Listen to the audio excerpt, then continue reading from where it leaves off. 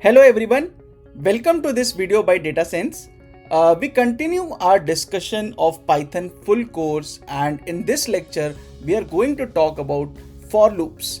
So far we have covered about all the data structures, so whatever is there. For example, we talked about lists, we talked about sets, we talked about dictionaries, and we talked about tuples. Apart from that, we explored list comprehension, and we explored dictionary comprehension, and then we also explored while loops.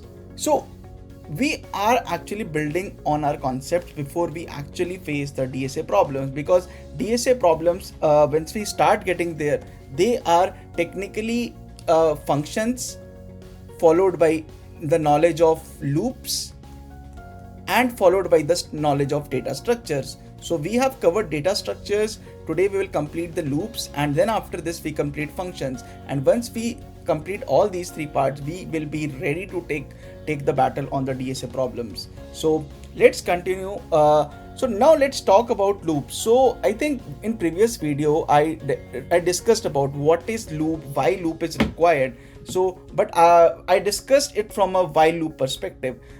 For loop is exactly the functionality is same, because the main objective of any loop is to automate the process, is to reduce the manual task that by writing multiple things. Okay, so let me show you how do you simply, basically how do you simply write a for loop. Now same question can be written by using for loop as well, and it can be written by using while loop as well, but there is a basic difference between them which we will talk about. So for example, let us say we have an array. Let's say a is equal to, we have a maybe list a is equal to 1 2 3 4 5 6. Okay, and what we want to do, that we want to print all these numbers. So what I will do, for I in a, I will print down, I'll print I, and once I do this, this is my basic structure of for loop. I will discuss about what all they ask, but this is a basic syntax of for loop, that there is a for statement, there is an iterator, and there is a target where you look for it, and then the steps that you follow. So I will discuss about this thing in this video, and then we will solve few problems. So let's start with the I'll say let's start our discussion with the for loop. So first of all, let's understand what is the difference between while loop and a for loop. Okay, because two things cannot be totally same when they are there. There should be some difference where while loop is used and where for loop is used. So what we do, if you remember, in while, what we do, we have a condition, till which we execute a loop. Okay, condition till which we, for example, we used to say that for while I is less than equal to 20, or while I is greater than is equal to 0. So we always used to write a condition, and till the point this condition is false, we can print the numbers, we can execute any query that we want. But in for loop the concept is little bit different. In for loop we say that we iterate over a list. We iterate over a list.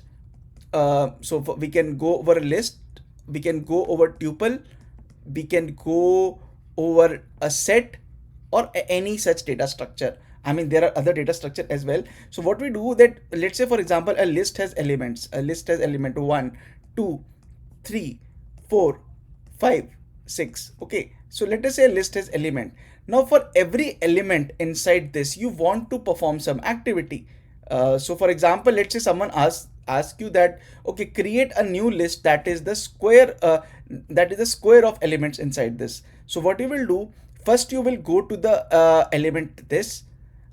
Okay, so what you will do, you'll come to this set. First you will go to this list, this element in the array, you will square it, and then you will put it back here. So it will 1 square 1.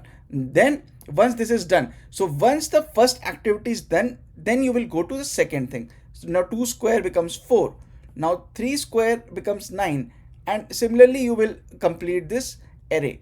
So this is how a for loop works. So the basic syntax, the difference between a for loop and a while loop is that while loop works till a condition is false, okay, and for loop works for a I will say for a range of values. You provide it a range of values for which you want to execute it. So here those values are unlimited. I mean, they can go in, they can be very large. Here they are very finite. They are very finite. You don't want to execute, if you have to execute over a very large values, you use while loop. Otherwise you use for loop. So in general, while loops cover every scenario. It is better to use while loop, but for loops also cover most of the things. So by general, it's a human practice. I personally prefer for loops for solving the questions, because whatever the DSA questions we get, they are limited and for loops are used, but while loops are all can also be used. There is no hard and fast rule that while loop is good or a for loop is good. So it's totally up to the human choice. So with this, let's start with the what is the general architecture of a for loop. So now if we come to this, if we want to check the architecture of a for loop, so what we will do, it's very simple. So let us say there is an array A is equal to 1, 2, 3, 4, 5, 6. Okay. Now what you want to do, that you want to, as I mentioned, you want to create an array that is a square, that is the element, that is square of each element. So what we do is, there is a for keyword. Okay, so there is a for keyword which you need to, and then there is an element that is iterator. So we call it iterator. This is called iterator. You need to remember this. For A, and then we will write down, let's say in, for A in, and after this we need to provide whatever. So we presently we want to iterate inside a list. So we'll provide a list name here. So we'll write down for AI in A, and then there needs to be a semicolon like this. And after this, you need to write your coding block. So here will come your coding block. So this is the structure of a for loop. So what for does, that for this iterator, remember this is very important. You might be thinking that if you remember, in while loop we have to initialize something. In while loop we used to like this, that for let's say I equal to 0, and then we do that while I is less than equal to 10, do something. Here I need not to be initialized. Here we don't need, it is not necessary to initialize, because what we are saying that I is iterating in A. So what is happening, that I is taking multiple values during this loop. So what happens, that for example, it will start from the start of the list. So initially I will be equal to 1. Okay. And then it will execute the code. It will execute the loop. It will execute the loop. Now this for, this basically means that a loop is starting. If you miss this keyword, it will not give you. For example, let me just show you one example. So let us say we are here in this particular code which we were talking about. Now we have this list A is equal to 1 to 6. Now if I do, for example, two things. Let's say I do 1 in A. We have done this membership test earlier as well. So it will give me true, right? If I do 2 in A, it will give me true, because all these elements are present inside this particular list. So what does this membership test does exactly is, for example, so you have a list, you have a list, for example, it is 1, 2, 3, 4, 5, 6. You have a list like here. What it does, that whenever when you write something, for example, 1 in A, let's say this name is A, it will scan, it will scan all the possible values. For example, it will check first of all 1 in A. Is it present here? Yes, it is present. So it will return true. Okay. Then if you write 2 in A, it will scan all of it and it will check if it finds 2. Correct? So that's how it does. Now, example, let's say if you do something like M in A. it will return an error because m is not defined. But when you bring a for keyword in front of it, so what then, if you do for m in a, now if you print m, it will print. So you might be asking that we have not defined m anywhere, and why is it not throwing in an error? Now this is the basic, I will say, the concept of loops, that whatever keyword you provide here, you don't need to initialize it. It by default, it means that this is an iterator. An iterator is something, for example, this is you have to search this here. You have created a tray, okay, and you just you pass this tray to first of all check this, then you take this tray to this, then you take this tray to this. So this is called your iterator. Okay, so you can give it any name. So for example, you can name it I, you can name it A, you can name it ABC, you can name it Spider-Man. Okay, you can name it Spider-Man, you can name it anything. So the for this iterator, so for I in A, this thing can take any name. You don't need to initialize it, but whatever its name is, this is an iterator. Okay, so for example, let's say I don't I is a very default name that we use for iterators, but you can name it Spider-Man. Example, you can name it for Spider-Man in A, you just write down print Spider-Man.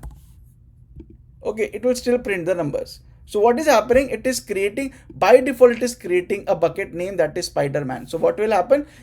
It by default, when you write down for I equal to, for example, whatever name you provided here, the bucket that it uses for search, its name it put as Spider-Man or whatever name you provided. Okay. So a lot of people have this confusion, because when you will see big Python codes, right, you will see that where is this Spider-Man coming, where is this AI coming. So these things can be changed. These are very dynamic, so you don't need to initialize them. So this was my first thing. So I'm just naming it I for my ease of writing the code. So for I in A, now when you write down A, so it means the list. A is a list. Okay. So for example, let us say, yeah, it can be tuples as well, it can be some other thing as well. So now after this, you write down the code. So this is the whole structure of a for loop, I would say. Now we will explore all other properties of for loop for sure, but I just wanted to show you how a for loop works. So just explaining you one last time how exactly a for loop works is that. So how does the for loop scenario works, right, intuition? Let me explain you through one more example. So let us say you have a garden. Okay, in the garden you have 5 plants. So let's say there are flowers. For example, this is flower 1, this is flower 2, this is flower 3, flower 4, flower 5. Okay, now every morning you wake up at 8 a.m. Okay, and you flower and you water these, you water each of the plants. Okay, systematically, so how a machine will basically interpret this is, for example, let us say you are the person here, and you have this, suppose, let's say you have a, let's say through something through which you pour water on this particular on this whole particular garden, right? So what you will do exactly, how you go about it, like you go one by one. So for example, you have limited water only, you can only pour one at a time. So what you will do, you'll create an iterator that is I equal that right now I am I equal to, for example, this is I equal to 0, right? This is or you can say I equal to 1. Like I'm not talking about position, I'm talking about the element number. So this is I equal to 2, this is I equal to 3, 4 and 5. So what you will do, you will first of all, so for, okay, so you'll do for, first of all, your iterator will go to this.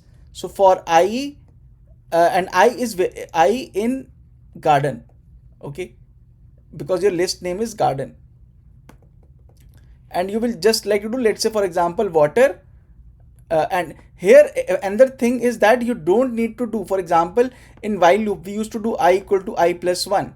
In for loop you don't need to do that.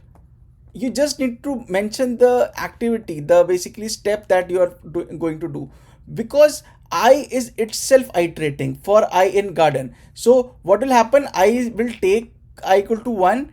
It will perform the activity. It will perform the whatever activity it is assigned, and then it will automatically move to 2. Okay, and it will go on till this range of values in garden. For example, it will automatically go through 5. So you don't need to specify this I equal to I plus 1 in a for loop. This is very important concept. So this was the overall structure of a for loop. Main thing is that you iterate over a list or a tuple here, and for each of the item you perform some activity. And third thing is you don't need to provide I equal to I plus 1. You don't need to increment by yourself.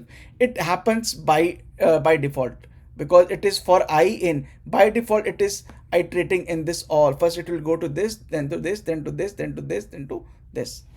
So this was the overall structure so far. Now I think let's go back to the assignment that we have, and we will discuss for loops again from the scratch. We'll see what are its properties, how you can basically use, just like we have been doing for all our other topics as well. So just let me zoom in a little bit.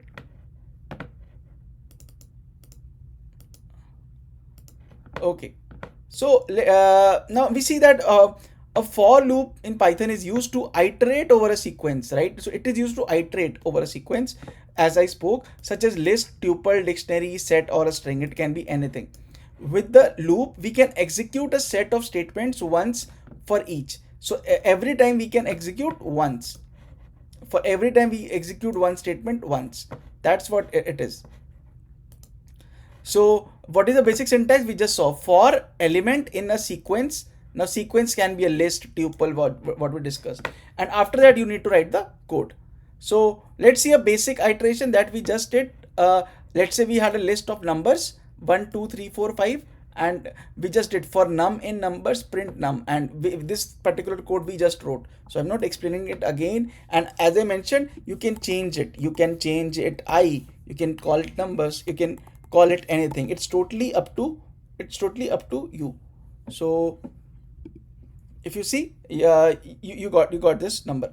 Now let's move to the property, another property, that is we know that okay, sequence iteration we did. We either passed a list or a tuple or a dictionary. Another thing function which we have discussed earlier is range, because often range is used to print. Now if you remember range, how range works is that range is just like, for example, there are few properties of range. If you use the keyword range and you pass on a value, for example 5, it will automatically mean it will iterate from 0 to 4.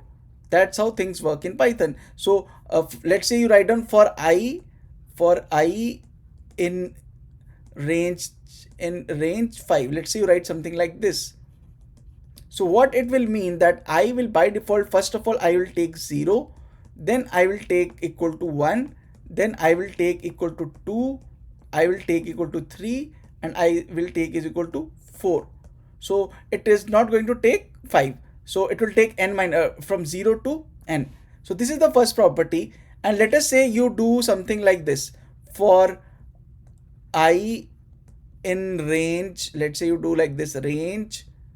Now if you remember the slicing part, the first is my starting point. Let's say I have mentioned the starting point as 1, that that I want to start with the element 1, the number should be 1, and then it should come the end. Let's say I do for I in range 1 to like, for example, let's say we have used a condition here as well. You can by default, let's say 1 to 5, and let's say you do 2. What it will mean? It will mean that it will go from 1 to 5. So it will, so let's print 1, 2, 3, 4, 5. Okay, and what values is it going to take? It is going to take the first value.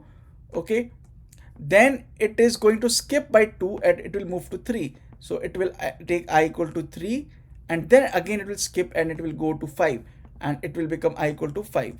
So I will take from 1, 3, and 5. So these are the three. I think we have already discussed this in slicing extensively, that how the slicing is done. Now let's find out it by running our own code. So for example, let's say I do for I in range Let's me do 6. What it will do, it print, let's me do I. So let's do string literal f, the the iterator value is, and I'll provide in curly braces I. Okay, and I will then close it and close the bracket. So what is happening, I will take from 0, 1, 2, 3, 4, 5, and it will print the iterator value is 0, 1, 2, 3, 4, 5. That's how it works. Now let's do the second. Let's change it a little bit. Let's do 1 to 6. So what it will take, now it will not take 0, it will start from 1, it will go on till 1, 2, 3, 4, 5. Remember, it is not going to take the end value. So it is taking 1, 2, 3, 4, 5. And if I do something like this, if I give it a value like 162, so what is it going to do? It will take 1, then 3, then 5. Then 5, yes. So this is how this particular thing works. The range keyword works, for example, which we have showed here. Now let's come to nested loops. Now this is a very important concept which you need to learn. Let me explain the nested loop with an example, because we have not seen that example so far, but I will try to explain it later on as well. For example, let's say this is an array. Let's say this is a list A, 1, 2, 3, 4, 5. And this another list B is equal to, let's say this is 10, 11, 12, 13, 14. So there are 5 elements. There can be any number. It is not necessary that they need to be same. It can be anything. Now suppose you need to iterate through them parallelly. So what happens that first you iterate through them parallelly, you iterate through this. So what I mean to say is that, for example, let's say you want that while I is equal to 1. So remember, we do the left join or the cross join, that thing we do.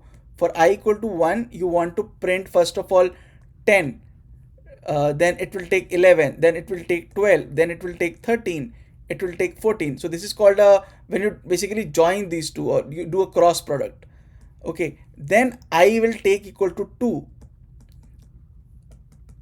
and then when I equal to 2, it will again take 10, 11, 12, 13, 14. And similarly, suppose you want that you want to print, basically you want to print all the values when you do a cross join between these two. So how that is done in using a for loop. The syntax is for. Now you have to basically choose 2 iterators. One iterator will iterate in list 1, one iterator will in do. So let's name it I, let's name it J. Okay, so what is happening for I in A? Okay, now I do the semicolon. Now remember, below this I have to write for every I have to do another iteration, that is for J in B. Okay, and then you will do again, and then you will do print I. Let's say you print I comma J. Okay, let's say you want to print this.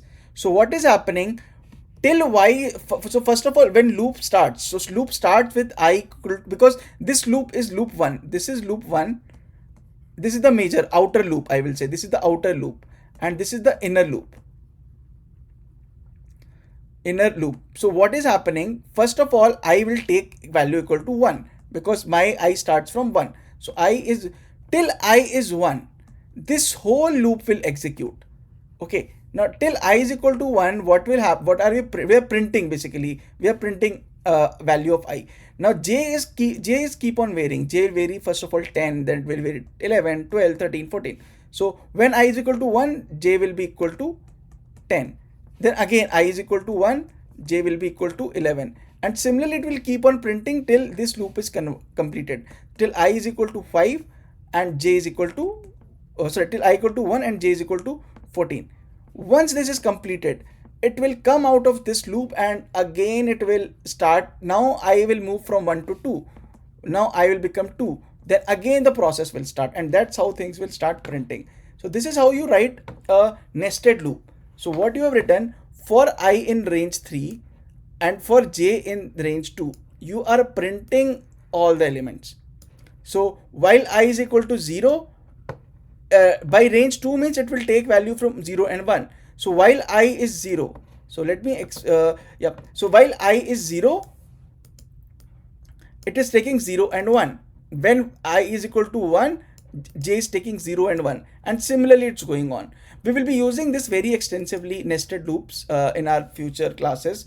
So just have a basic idea how to write them, and remember this indentation is very important. For example, if I do like this, this code will not this code will give an error, intended block error, because this particular part is a sub block of the above part. So whenever you write down, you have to write down it below and give a space. So you have to write down like this and give a space, or maybe something like this, or like this.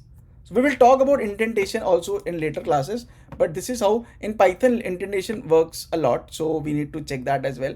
But okay, for now let's move forward. Now next part is loop control statements. There is break, there is continue, there is else.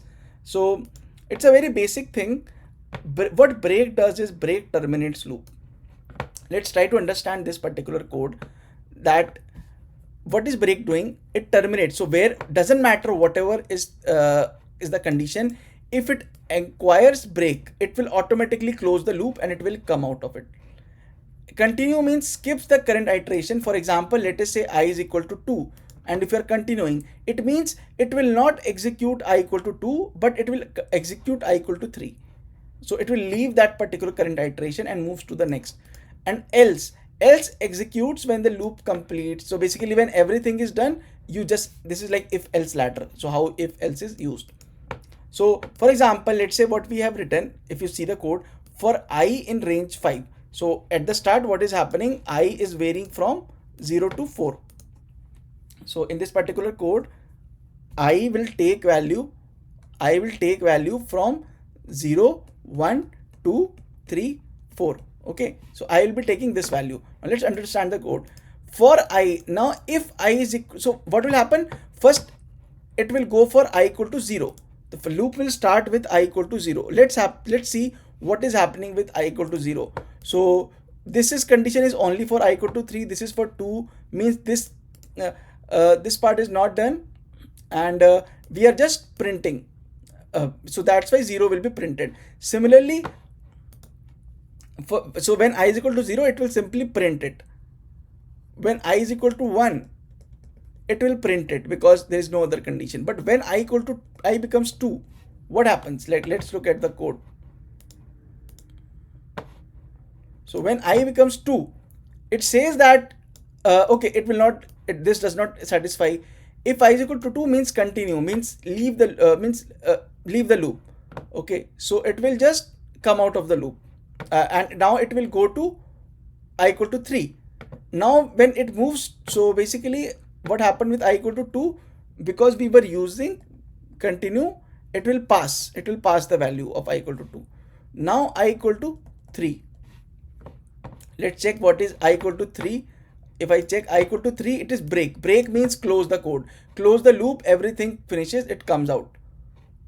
So that will happen. Now once it comes out, because it has already, you have closed the loop, it will not take the value of 4, and it will not be printing 4 here. So when you do I equal to 4, it means break the code, break the loop, break the code, and it will not at I equal to 3 it will break the code, and I equal to 4 will not be executed. It will not be executed because code has already been broken here. And so this is the importance of break, continue, and else. We'll be dealing this with later as well, but I just wanted to introduce this concept with you so that you guys can understand what are these concepts: break, continue, else. So that's more about it. Now let's start with the examples, because these particular things we will encounter when we start solving bigger codes. So I will introduce them once again there, but for now you should know just no, what is break, what does continue do, right? So where do we use them? We will see them later. Now let's talk about the examples. So let me just refresh my screen. The thing is iterating over string. So it's a very simple thing, just like we iterate in a uh, for example in a list. For example, let's say there is a string s is equal to today is Friday. Okay, so what it does, that this is a string. Now when you write down for I in this, it treats all the elements just like they are in a list. For example, it will treat something as T, other as O, other as D, other as A. Okay, so this is how it is going to treat it. So each of the element, for example, will be with index 1, index 2, index 3. This space will be given another index, and that's how things will be done. So for example, let's say we have a string. Let's say I show you a string str is equal to today is Friday. So today is Friday. Now if I do str, if I do a 0, let's see what comes. I get T because it starts from this. So 0, 1, 2, 3, 4. Now if I do a 5,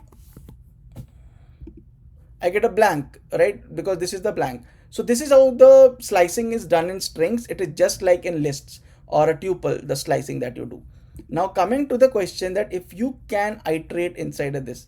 For example, let's say you want to print all the characters which are present in the string. So what you will do, for after this your iterator will start. So you can either name it I or something else. For I in str, okay, now you do print I. So you see all the characters have been printed like this, TODAY. So this is how you use for loop in a, I will say, in any string. So now iterating over a dictionary. So you know that in dictionary, if you have to access elements, you use dot items, or you can use dot key. For example, let's see. Let's say this is the. Let's say this is my dictionary. Okay, so a dictionary has two items, key and value. So let's say I want to do for key in. Now again, this key name can be anything. Let's say for in student underscore scores. Now let's say I only want to print key. So what I will do, student dot key. So for key, and I'll do print I. Sorry, it has to be keys, I think. Yeah. So there are three keys, Alice, Bob, and Charlie, and it will automatically print these keys. Now if I do, remember this I, again, as I mentioned, it is, this name is assigned by default. I mean, you can change it to anything. So this name has nothing to do. Now if I change it to values, if you remember the methods of dictionary, I can get the values as well. And if I just print that items, so I will get things as tuples, or I can say name comma value in this student score under. So I need to print name comma value. Okay, I get this. Let's say I, for name in this, let's say I just print one thing. So I'll get this. So it's totally up to you how you want to name it. It can be I comma j. You can just name it I comma j, and it will be just like print I comma j. So it will by default take this. So that's how you can access a dictionary through a through a particular thing. This range, now using range with step also we did it. If you remember that this is the starting point, this is the end point, and this is the stepping step, and through that we can print any number. So this is the concept of for loop when you use any range. Now after this we will practice 4 practice questions in this video and try to understand how for loops are used in this particular scenario. Let us start with practicing 4 coding questions, right? I will explain you the question, the architecture or the intuition, and then how to code it, right? Because we how do we start coding? So in Python, remember, I always tell you, first you read the question, then you build the architecture in your mind, then only start coding. So we have 4 questions here. Let's start with the question number 1 that says write a program to find the sum of elements in a list. So for example, I have a list like this and I have to write a program to find the sum.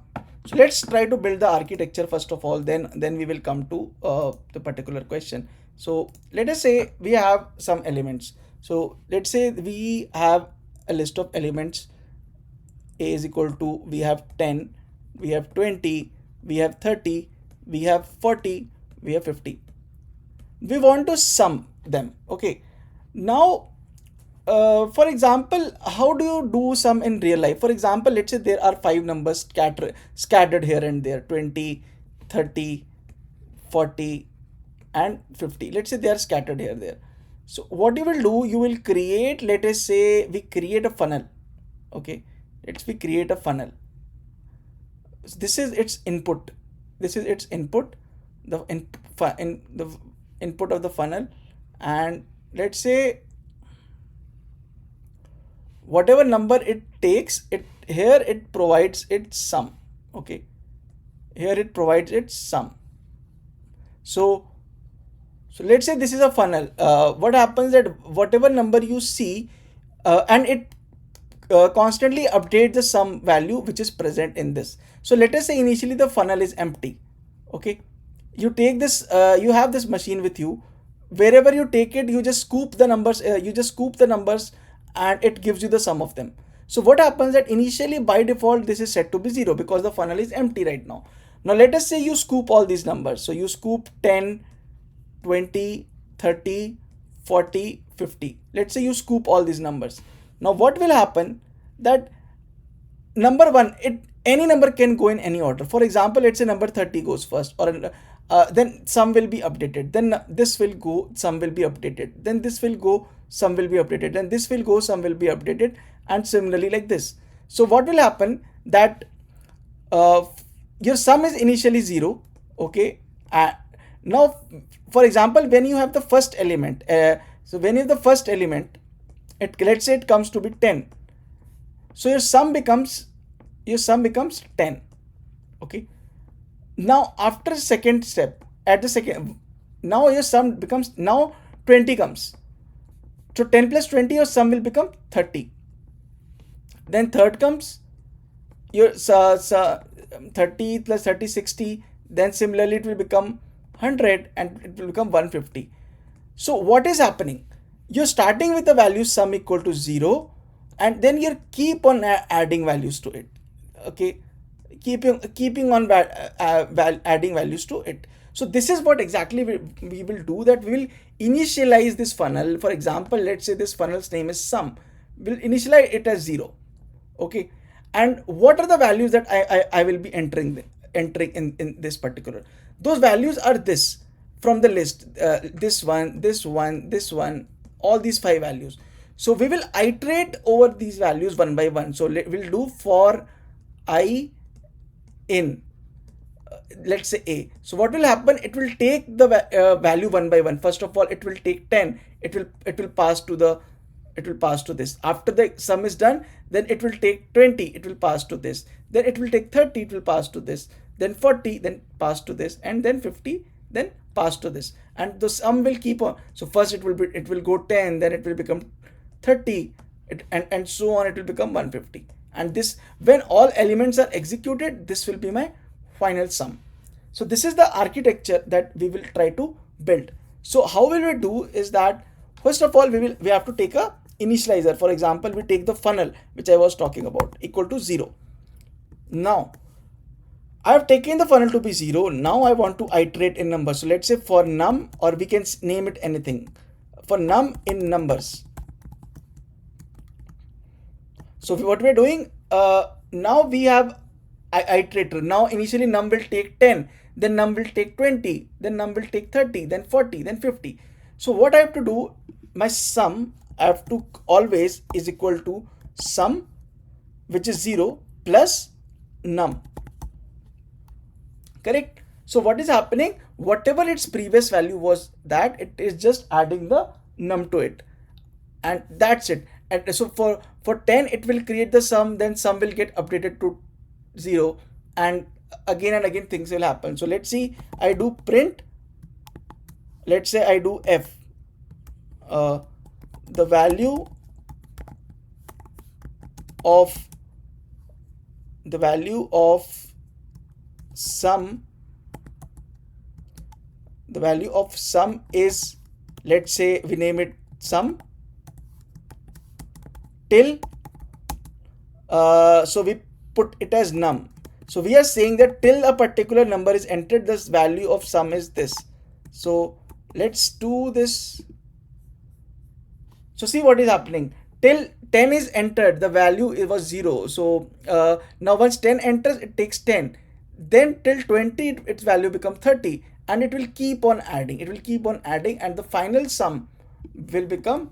So let's say print sum. If I do a final sum, I will get it. I'll get it as 150. So this was the simple logic that how you create a sum of elements in a list. So I hope this is clear to you guys that first of all we are taking a container in which we are scooping the numbers, and what is happening, we are just adding them one by one. So one by one we are adding, and we are constantly updating the value of sum which is present here. So this was the architecture and the code. See, it's a very simple code here which we have done. It's nothing there but just a simple for loop. Now if you don't understand this architecture, you will never be able to write this code on your own. You will always look for, okay, why sum is equal to 0, why sum is not something else, why do I need to do this, right? So you need to build this story in mind. Unless you build the complete picture in mind, coding is very difficult. So make sure I'll try in whatever questions that I explain you the architecture part as much as possible, but you also try to think before coding. Now let's move to the question, factorial of a number. Write a program to find the factorial of a given number. Now let's solve this as well using the same method. So what we will do, the question says that we have a number n and we have to find the factorial of it. Now tell me, for example, let's say the number given is n equal to 5. Now what is a factorial? We know that factorial means multiplication of all numbers till then. So 5 into 4 into 3 into 2 into 1. Okay. So for example, let's say n was 10. So what it will mean? It will have numbers from 1 to up to 10. Let's say n is equal to 100. It will have number from 1 to 100. So this is something that we need to add. Now again, similarly, let's say we have that scoop box again here. Okay. So we have, let's say, that scoop box again here. Today, now it is not generating any sum. Today it is generating the factorial of the number. Okay. So what happens? You pass any number n. Let's say n equal to 5. You passed it. So it will generate its factorial. So for example, the factorial of 5 is 120. So how does the solution architecture work here is, for any n, let's say for any n, there will always be 1 into 2 into up to that n value. Okay, so there will be numbers from 1 to n. So can you think of what can I use here? Because I need to provide a range of values, or let's say a sublist. So what I will do, let's say if I do for I in range, now I have to provide a range. Now if I do a 5, what will be the problem? The problem will be, now initially the product, there was sum equal to 0. Here the product is equal to 1, because we cannot keep it 0, otherwise it will become 0. So let's say there's a factorial, the initial value of factorial is 1. Now what I'm doing, that again I'm using the same sum concept. I'm iterating the values and multiplying to it one by one, because I presently only have n equal to 5. I need the numbers which I can pass to this funnel, correct? Now how I will get those numbers? The range 5 will give me 0, 1, 2, 3, 4. Do I need this? Because 5 factorial is equal to 5 into 4 into 3 into 2 into 1. It is not this. But if I observe something, if I just increment everything by 1, so for example, I can say this is to be 0 plus 1, 1 plus 1, up to 4 plus 1. If I can do something like this, then I will get the values. So what I will be doing, I'll do for I in range, if I start from 1, right, because I don't want 0, so I will start from 1, and n, what is the last value? For 5 factorial I want 1, 2, 3, 4 up to 5, so I will make it till 6. To make it 6, it has to be n plus 1, right? And once it is n plus 1, I will just provide the value that, okay, whatever the previous product was, just multiply it with that product, the I multiply with that, and that will be my answer. So for example, when I is equal to 1, the product will be 1. When I is equal to 2, the product will be 2. When I is equal to 3, it will be 3 to the 6. Okay, and it will so on. So at 4 it will be 24, and 5 it will be 120. This is how it will the architecture will work here. So let's solve this around. Let's say n is equal to 5. So first of all, what we need to do, we need to put a f equal to 1, because our initial product has to be, we need to provide something to it. So what are we going to do now? For I in range, now this is very important. Why are we doing 1 here? Because we don't need 0, and then we want till 5. If we need till 5, I need to do till n plus 1. This is very important, this range. Now I will do f is equal to f into I. Okay, and I do, let's say, print f factorial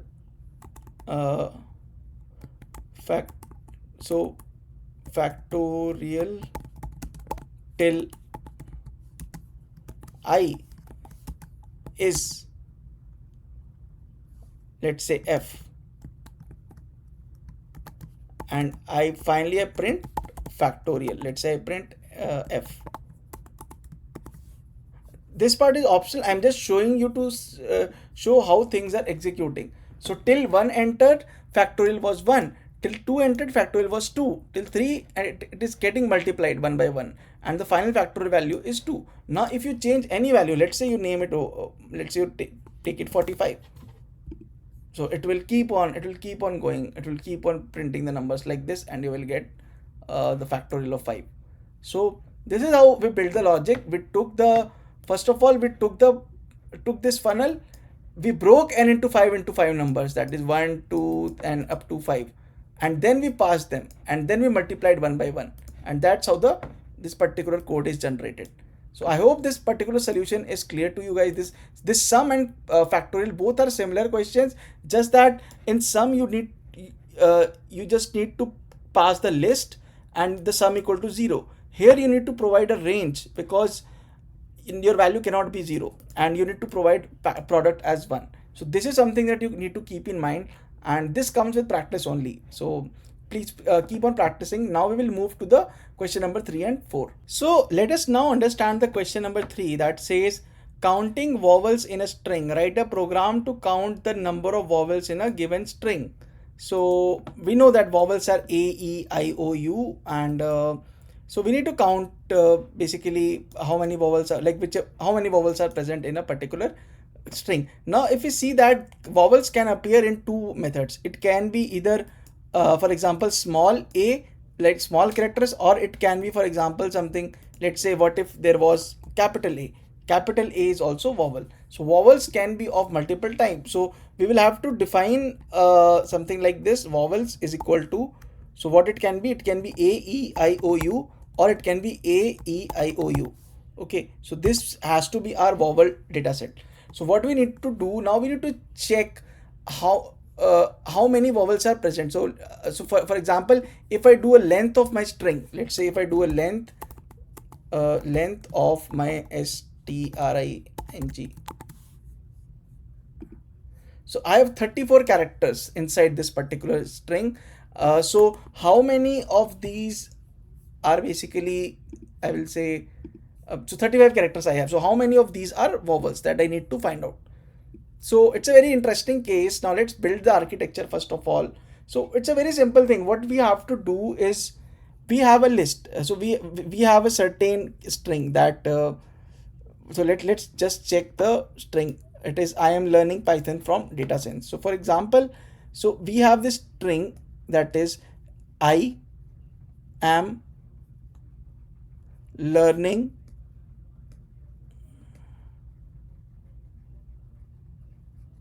Python and so on from DataSense. For example, let's say I have this particular string. Now what I need to do, so it, as we checked, it has 35 characters. So it has 1 2 3 up to total 35 characters it has.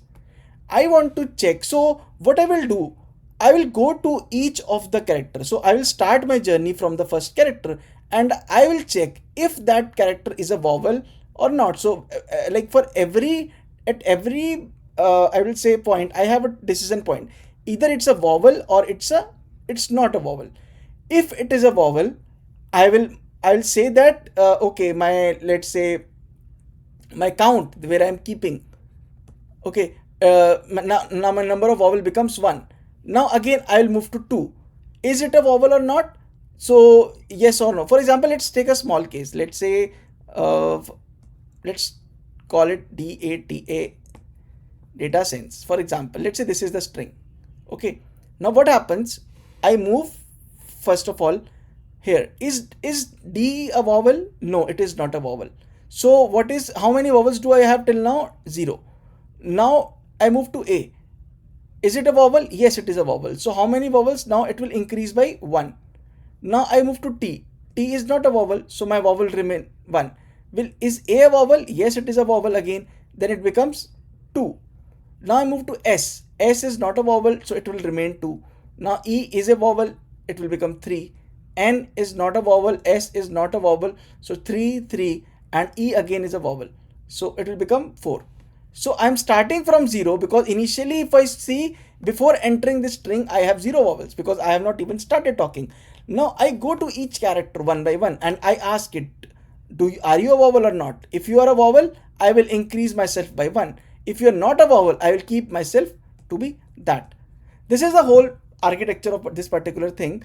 Now comes that, how do we decide, how do we get to know that whether this decision point, yes or no? So what do we do? For example, let's say we have already built something A-E-I-O-U, A-E-I-O-U. So for every element, we will go and cross check if that element is present in this particular string. If it is present, it is a yes. If it is not present, it is no. So there are two things working around. First of all, you are doing a string matching. You are doing a string or a character matching. Okay, if that character is present, you are now, and then you are keeping a count. You are keeping a count. This type of problem we have done earlier as well. So if string matches, you raise your count by 1. If a string does not matches, you keep it to be same. So this is the whole architecture of this particular question, that you will go to all the string. For each character you have a decision point. If that decision point is a yes, you will increase the count value by 1, and if it is not, you will keep it the same. So let's come back to the question, right? And you know that, for example, let's say we have this list. So let's say if I do A in A-E-I-O-U, let's say I do something like this. This will return me true because A is present. Now if I do B, it will give me false. So that is what we need to do.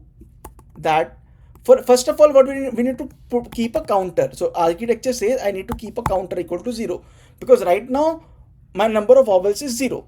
Now what I'm doing, for I in string, correct, for I in string. So what I'm doing, I'm iterating in. So for example, let's say we just saw that part as well, that for I in string, let me just copy it here. First of all, let's say this was my string. Okay, so if I have to do something like this, what happens if I do for I in string print I? So what will happen, it will print all the characters one by one. So now I have to keep a condition for each of the characters. So see, I have printed all the characters. So what I am doing for I in string, now for every I, now we have entered this, now we have to check a condition. So condition goes by like this: if I in vowels,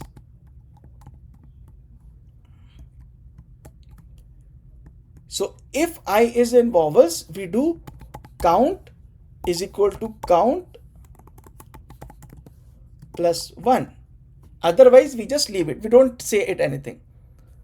And now if I print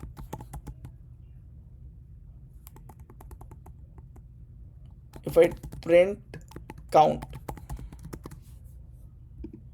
so I see there are total 11.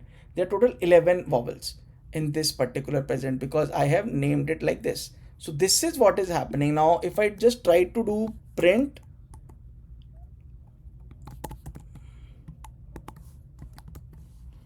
count of vowels till I is, till, let's say I name it I, till I is count.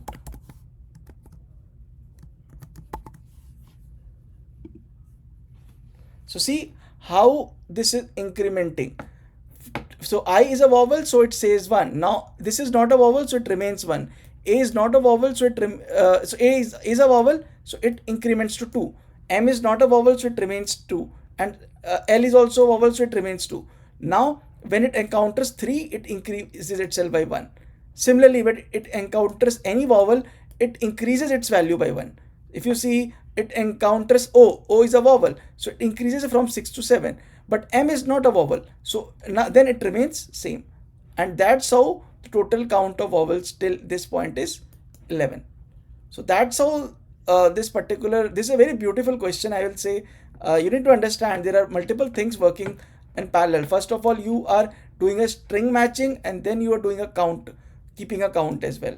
So while you do something, you are maintaining a count. This is a very, very common type of problem which is asked in DSA or any Python question, coding question, that while you are doing some activity, you keep a record of something somewhere.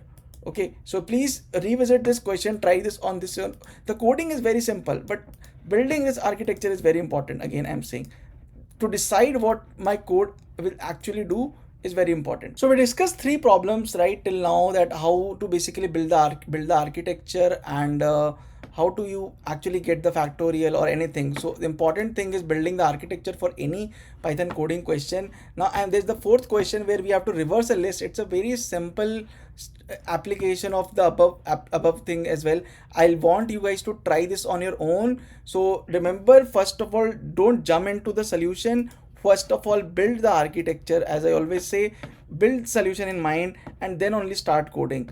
If you don't do that, there is no point, because see, DSA questions, these coding question, they can be infinite. So if you think that I learned how to do a sum, I learned how to do a factorial, and now I am good with interview. No, you are not, because in interview they can give you anything. They can give you a cross product, right? So till you understand, how many formulas will you remember, how many codes will you remember? That is not possible. The thing is that you should remember the architecture, that how things are done. In most of the cases, how they do, they start with an initial point, that they keep the neutral ground as 0. For example, if it is a sum question, they keep an initial sum 0. If it is a product question, they keep an initial product equal to 1. And they one by one keep on adding value to it, and they just increment so they keep an initial value and they keep a final value. So every time they keep upgrading final value. So from 1, 2, 3 and so on until the endpoint is achieved, this is your final result. And this is how actually machines also think. So try to solve the fourth question on your own. I hope this explanation of the three questions was very clear. So there are few more concepts of for loop, but I will cover them while solving questions when we start DSA. So you don't need to worry about that. And really, like, a lot of people have been asking me that what are you going to cover in the course, error and all that. Don't worry about that. Don't need to rush into things. If you can build this architecture in your mind and you can start coding, there's no way you're not going to get selected. Okay, because those things are just static things. The main Python coding is building this architecture. I'm again and again emphasizing that building this architecture is most important in mind.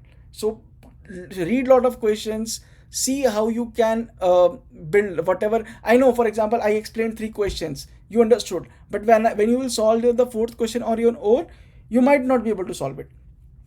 So that's why it is said that Python understanding takes time. It doesn't happen over a few days, right? You might understand, you might learn the concepts, but you'll fail to apply. To apply, you need to constantly practice, and not only these 50 days. Even after this course is over, you need to keep on practicing. So enough of the theory from my side. I'll just finish on the assignments as well, and I'll see you in the next video with some new concept. And I really hope you are enjoying the learning. If you have any issue with the videos, please feel free to comment below and reach out to me on the DM. So thanks a lot. Subscribe to our data science channel. We have lot of more concepts, more events, workshop, classes, events, things coming up, so you cannot miss them. So good luck and keep learning.